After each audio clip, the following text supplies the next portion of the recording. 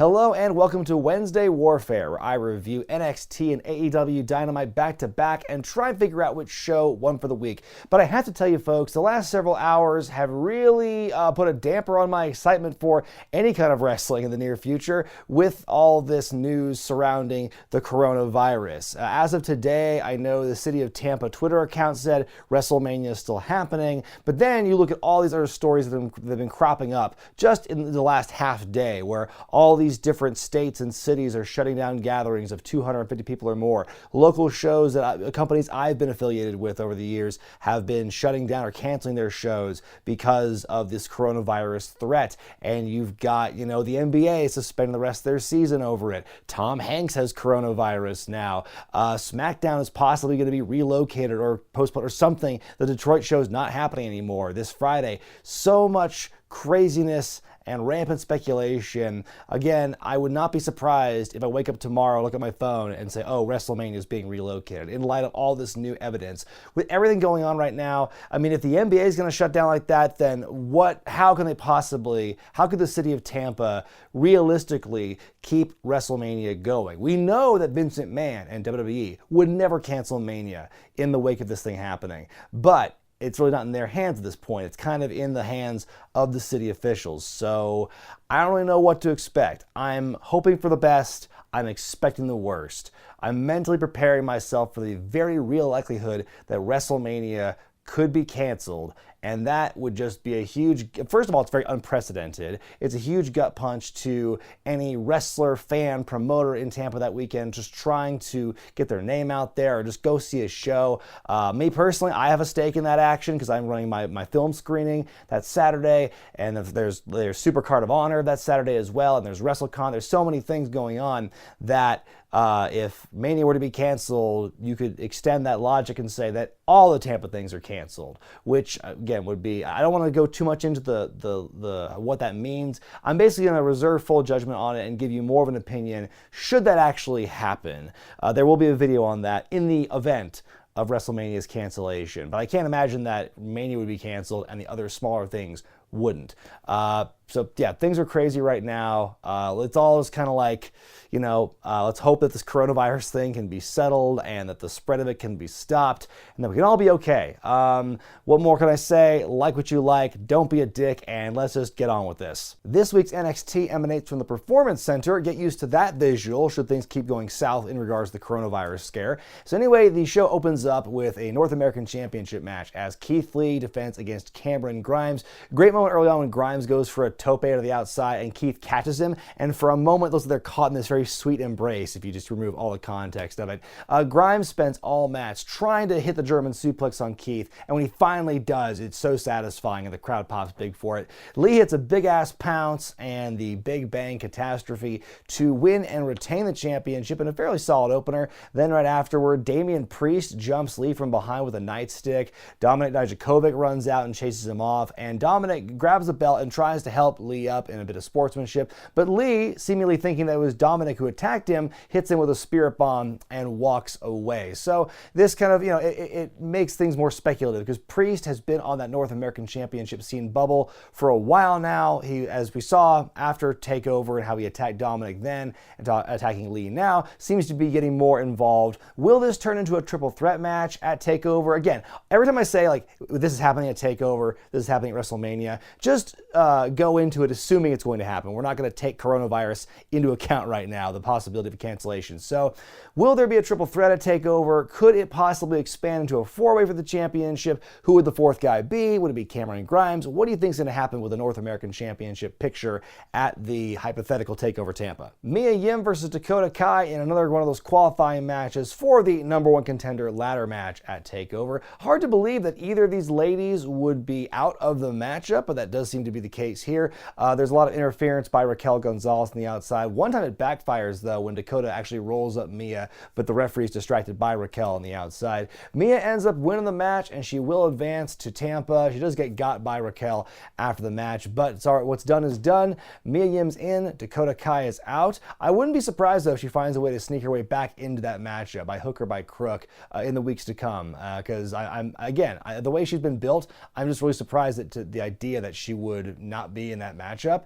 And so get Raquel involved as well, doing the kind of like maybe climbing the ladder spot, helping out. That definitely, I think it could still be on the table. Kushida versus Raul Mendoza. It's kind of a treat this match was. I think real gem of the night. A great blend of styles. Really great, solid cruiserweight action on this match. And honestly, it's the most I've seen of Raul Mendoza in a long time, if not ever. For the last couple of times I've seen him show up for something on NXT, it's always like the match never happens or he gets beat up on the ramp or something. So good to see Raul in a proper match. Kushida wins with a big like Spanish fly off the top into an armbar. Very impressive move. But yeah, Mendoza taps out. Kushida wins. Good stuff. We get a video from earlier in the day with Tyler Breeze being interviewed about how wonderful the Performance Center is. I feel this whole episode was like a low-key commercial or a recruitment ad for the Performance Center. I'm surprised there wasn't like a website or a phone number you could call at the bottom of the screen every time they showed the Performance Center and everything. Anyway, Austin Theory walks up, interrupts him, throws some shade his way, and then Tyler snaps a picture of him with his phone and says, "Not bad for a flash in the pan. Oh, snap, son." Rhea Ripley makes her way to the ring to cut a promo. She gloats about how she punched Charlotte in the mouth on Raw this week, and sure enough, out comes Charlotte. She shows up and first of all, the crowd is chanting, "Go back to Raw.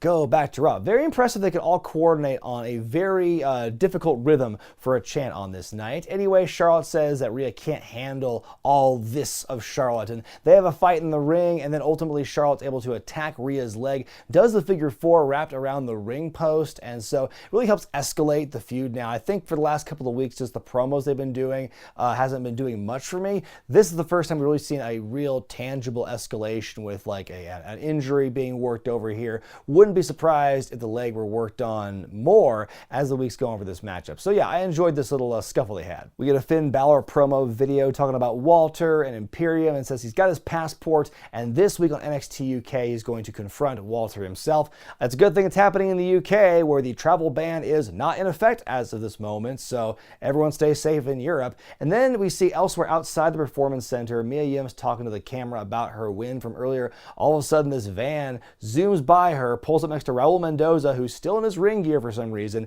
and these two guys in lucha masks just run up and abduct him, and they leave. Like, what the hell was that? That's so, I'm really intrigued by this one. Where is this mystery going to go? Yeah, a lot of curiosity with that one. Tegan Nox takes on Deonna Purrazzo in another qualifying match for TakeOver Tampa. It's a pretty short but sweet match. They've all match, they bring up on commentary how devastating Deonna's armbar, her Fujiwara armbar is. And she finally gets it locked in on Tegan, who powers out of it and hits the shiniest wizard to win anyway. So how about that armbar? In your final match of the evening for NXT, you've got the Broserweights defending the tag team titles against the Undisputed Era in a rematch from TakeOver Portland. They do kind of spoil things to come, though. During the Era's entrance, you see the Velveteen Dream's lower third for a split second before it gets taken down. And sure enough, the Velveteen Dream shows up in the crow's nest, talks down to the Undisputed Era, and basically admits that the whole thing with Roderick Strong and wearing the tights with his family's face on it was an elaborate ploy just to get into the mind of the Undisputed Era and get Adam Cole locked in that cage last week. Again, a great swerve that they had at the end of that match last week. And so then Cole tells Dream that last week meant nothing. He's still going to become the longest reigning NXT champion next week. And Dream's got none of it and just snaps his fingers, and the Broserweights come out and the match begins. There's a great little tribute to Eddie Guerrero in this matchup where Riddle throws Cole and Strong into the ring, and they're in their street clothes. They're not part of the match, but then Dunn takes a bump, and so then the referee thinks that they interfered. And I love Strong trying to explain to the referee what happened and illustrating it by taking his own bump to show, oh, he was faking it. That was hilarious. So those two guys are ejected, and then near the end, you got Riddle fighting this 2-on-1 situation. Suddenly, the grizzled and very well-dressed young veterans show up and try and provide a distraction. Fish gets backdropped onto all of them. Dunn and Riddle hit O'Reilly with their double team finish to win and retain. So great match. Keeps the story going with the grizzled young veterans and getting them involved in the tag title picture. But yeah, great stuff overall. Tommaso Ciampa makes his way to the ring and calls out Johnny Gargano, and sure enough, Johnny Big Screen shows up in a different part of the Performance Center. He begins to explain his motives and brings up the fact they've had this heated rivalry for so long, and he hasn't forgotten, and he goes, where was his apology? Where is the redemption? Good points, Johnny. Ciampa goes to the back and finds Gargano. They begin brawling all throughout the backstage area. They start tearing down the drywall. Gargano throws Ciampa through a window and a door. Ciampa throws a weight at Gargano in the gym area, and he hits the big mirror instead, so big crashing and everything. They fight their way into the crowd, and they're brawling and brawling and brawling up into the crow's nest. By the way, the two referees who are trying to stop them are completely ineffective and worthless. They may as well not be there because they're doing so little to actually do anything. But anyway, Gargano and Ciampa fighting on the crow's nest, and Gargano catches him an air raid crash off the crow's nest through the announce table to end the whole thing. We get a little bit more, we do learn a little bit as to the why of Gargano, but not the full explanation, I don't think. But the carnage here was the main story. I think they pulled this brawl off really well. AEW begins with the recap of last week, and the big story to start the show is who is Hangman Page's partner going to be, because Kenny Omega's out with a wrist injury or a hand injury, so who's going to replace him in this match against the Inner Circle? And Page is there with the Young Bucks, and he talks shit to both of them, and then he walks off saying it's going to be a mystery. And then we go to our first match tonight as Cody takes on Ortiz in singles action. Early in the match, we see Jake Roberts make his way through the crowd and to his seat with his client, Lance Archer. Archer is a former IWGP US and tag team champion with David Smith Jr. as part of the Killer Elite Squad. And they announced he was signed a couple of weeks ago, and last week he was supposed to debut, but then he didn't. But this here really answers that question, answers all the week of speculation we had when Jake showed up last week. So now we know these two are together. They're sitting there in the front row or something, and they're watching the action here. Ortiz works over Cody's leg here, and there's interference from Santana. Stuff gets wild in this matchup because we get involvement from Santana. We also get Brandy Rhodes stopping Santana at one point. We got a moment where Lance Archer is teasing going over the railing to attack Cody, but Jake talks him down, and then they leave. Cody gets Ortiz in the figure four and wins by submission. Not every day you see just the regular figure four win a match these days, but anyway, right afterward, Santana jumps Cody, and then Matt Jackson and Kenny Omega make the save. Then we see Chris Jericho and Jake Hager and Sammy Guevara on the big screen talking mess to the Elite. The camera pans down to reveal an injured Nick Jackson. He's been crushed by one of those big rolly doors in the backstage area, blood coming out of his mouth. So then you've got the Elite. First of all, he's put in the ambulance, taken to the hospital, and you got Matt Jackson and Cody driving along with him as well. So I think that this was a good, for the match and the segment afterward, did a good job, furthering the angle between the Elite and the Inner Circle, building up more toward blood and guts in a couple of weeks. But I will say, as far as a debut goes for Lance Archer, that was pretty weak. For a guy who spent Twitter saying everybody's going to die, everybody dies in AEW, and then he shows up and then he's just like, oh, he stands there and he walks away because Jake whispered in his ear. That was a bit underwhelming to me as a debut for Archer. Women's tag match up next as Nyla Rose and Bea Priestley take on Hikaru Shida and Chris Statlander. This I thought was a fun match, a little messy at times, but I was still entertained by it. It ends when Nyla hits the Beast Bomb on Shida to win. Then right after the match, Bea Priestley, her own partner, beats down Nyla for a bit and holds the belt up and leaves. So again, more speculation as to really how wide open the women's division is right now in AEW with Nyla as the champion. Last couple of weeks, everyone has been making overtures about gunning for her in the title, so we'll see how this all shakes down. Christopher Daniels doing a parody of the Dark Order commercials we saw a couple of months ago with the guy in the blaze and the turtleneck and the green screen and all that stock footage we've seen. So big parody of that, and it cuts between him in a suit and him in his SCU gear saying Dark Order sucks. And basically he says that the Exalted One is a lie. Evil Uno and Stu Grayson have no Exalted One, and he's going to prove that by challenging them to singles matches. And if the Exalted One doesn't show up, then it will prove Daniels' theory that there is no Exalted One. I don't think that's how it works. But anyway, we're going to find out apparently next week. They've advertised the Exalted One will show up. I almost think it's a swerve, and then Daniels is going to admit, oh, he actually is the Exalted One this entire time. We've been fooling you. It's almost too obvious they're going to do that, but there's also speculation Matt Hardy's going to be the Exalted One. So there's a lot of questions about this is when they're going to find out. But I did enjoy the parody aspect of this video. Six-man tag match up next as the Butcher, the Blade, and MJF take on the Jurassic Express. Big story taking place in this matchup here is that the baddies are working over Luchasaurus pretty extensively, especially in the legs. There's a great moment before the hot tag though, where Luchasaurus has got like one guy on each of his legs wrapped around his ankles. He's dragging them just by the strength of his legs alone. Jungle Boy gets a hot tag, big hot tag tag, and the crowd's all for it. Even Marco Stunt gets a couple of shots in, but ultimately Bunny and Wardlow with the key distraction, allowing MJF to put the armbar onto Stunt to win the match for his team. I thought it was a good showing, especially for the Jurassic Express. We get a Darby Allin vignette where he's wearing like a paper mask of Chris Jericho's face, and we see a body in a body bag with someone wearing Sammy Guevara's mask and a little paper mask there on his face, and he drags the body bag through a big field behind his truck. Is this symbolic, King? Then we go to the stage where we see poor Tony Schiavone interviewing Britt Baker once again, and Britt, trashing the people of Utah, the whole state of Utah, basically saying, oh, you can't drink caffeine and alcohol here, this place sucks. This was not her best work. I felt it was a bit of a step back for her with her delivery. But anyway, Big Swole comes out and talks some mess to Britt. Britt then says that, the only person who's relevant of a wrestler in your household is your boyfriend. And then Swole goes, I'm married, baby. Ooh, significant others in other company. That creates some drama. Anyway, Britt throws her coffee into... actually, the best part of this exchange is Britt hiding behind Tony Schiavone. And then Big Swole goes, why are you hiding behind him? He doesn't even like you. And Tony goes, hey, kayfabe that. Anyway, Britt tosses the coffee in Swole's face and runs off, and that's where it ends. So, Britt's promo sucked, but I did enjoy the interaction between her and Big Swole, and so we're just seeing more time for Swole to shine. She spent a lot of time on Dark the last several weeks, but she's really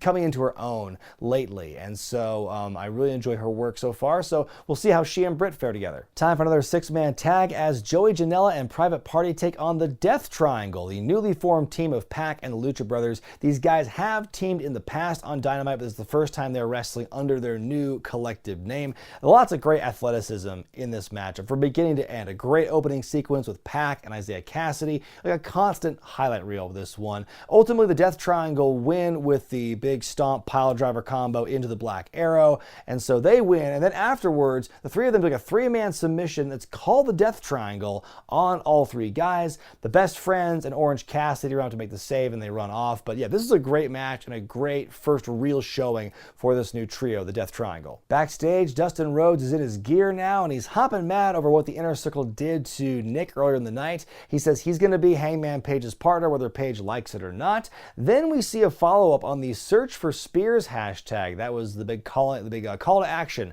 by Shawn Spears and Tully Blanchard to find a new tag team partner. And we see some of the people who've submitted stuff, including Shug D and Simon Miller, and a guy who cut a promo in his car, and some other people. And so we'll see what other kind of finalists or what other kind of names we get in the weeks to come. But this could be something really interesting. They finally explain the rules of Blood and Guts. It's War Games. It's just War Games under a different name. That's all it is. All I can say is I hope that we get the closed off cage, like super old school War Games for this one, not the one with the roof off like they have at NXT, just to allow for all the flippy floppy stuff that they've done in the last couple of years. I want to see like a gritty old school War Games match between the Inner Circle and the Elite for this one. We then go to a interview, what looks to be in a hotel lobby in front of the fireplace, between JR and the AEW champion Jon Moxley, who is physically not cleared to wrestle on this night after the big powerbomb he suffered at the end of last week's show. He says, he has harsh words for the Inner Circle, but he also says when it comes to Blood and Guts, he means that he is in the Inner Circle's blind spot,